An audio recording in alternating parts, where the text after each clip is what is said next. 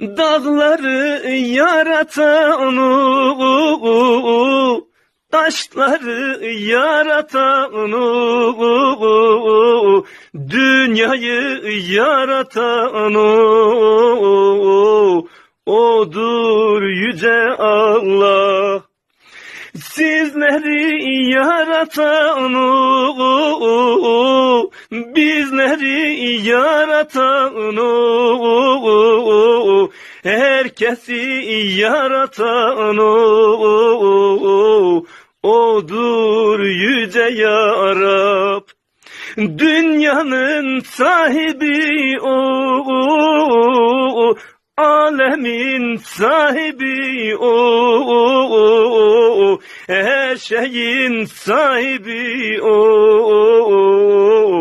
odur yüce Allah.